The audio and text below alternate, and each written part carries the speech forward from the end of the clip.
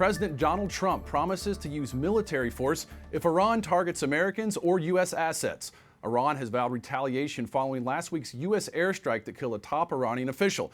Now President Trump says he doesn't need approval from Congress to strike if Iran follows through with threats.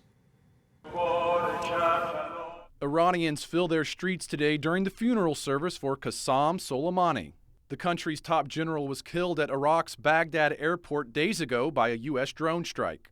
He was plotting attacks against Americans, but now we've ensured that his atrocities have been stopped for good. They are stopped for good. Iran has promised to strike back. This military official says America should accept appropriate reactions to their actions. But President Trump is trying to stamp out the threats and says the U.S. is eyeing 52 Iranian sites, tweeting some at a very high level and important to Iran and the Iranian culture. And those targets and Iran itself will be hit very fast and very hard. The USA wants no more threats. Today, the White House defending the president's threat to target Iran's cultural sites, an action considered a war crime by the 1954 Hague Convention. I think that Iran has many strategic military sites that you may say are also cultural sites.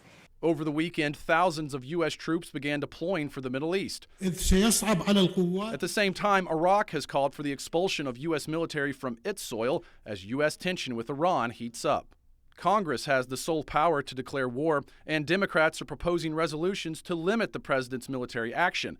But President Trump is putting Congress on notice by tweet, writing, "These media posts will serve as notification to the United States Congress that should Iran strike any U.S. person or target, the United States will quickly and fully strike back, and perhaps in a disproportionate manner."